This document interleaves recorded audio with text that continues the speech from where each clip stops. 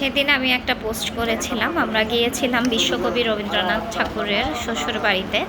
এটা হচ্ছে খুলনা শহরেই ফুলতলা উপজেলার দক্ষিণদিঘি জায়গাটার নাম।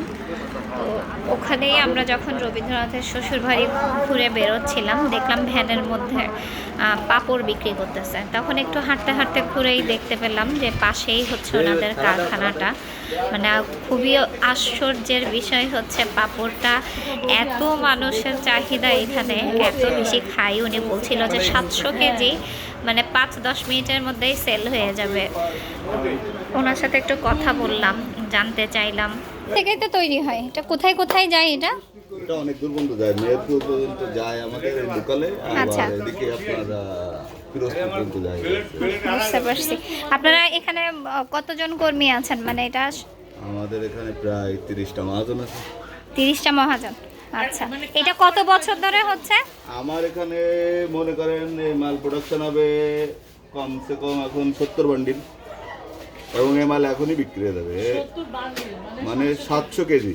আচ্ছা আচ্ছা, এ মাল এখনই বিক্রি হয়ে যাবে, তো থাকবে না। বুঝতে পারছি। আপনার কত বছর ধরে করছেন এটা? আমার বাবা ধরেন আজ প্রায় 30-32 বছর ধরে করতেছে, তারপরে আমি এই বছর 10-12 করতেছি। বুঝতে পারছি। এরপর ওই পাশটা ঘুরে এসেই আমরা সেই পাপড়ের দোকানে আবার চলে এলাম। ওখানে একটা লোক পাপড় বিক্রি করছিলেন, বানাচ্ছিলেন। তো ভাবলাম আমি একটু টেস্ট করে দেখি। যদিও আমাকে পাশে থেকে দাদা মানা করছিল যেগুলো খাইস না খাইস না, গরমের মধ্যে এখন খাওয়ার দরকার নাই, যেহেতু আমরা জার্নি করে আবার যাবো। তারপরে ভাবলাম একটু টেস্ট করে দেখি। আসলে অনেক ক্রিস্পি ছিল আর টেস্টটাও অনেক ডিফারেন্ট ছিল, আমার এখনো মনে আছে। আমি অনেকগুলো পাপড় কিনে নিয়ে এসেছিলাম। আর এখানে 2 পিস বিক্রি করছিল 5 টাকা করে।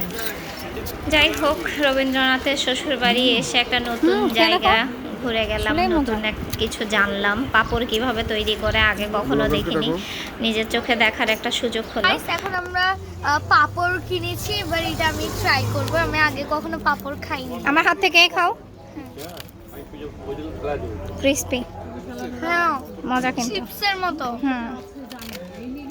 এটা কিন্তু এখানেই তৈরি হচ্ছে, ওখানে ওই যে ওই সাইডটাতে। আরে বাহ, খাও খাও। অনেক টেস্টি।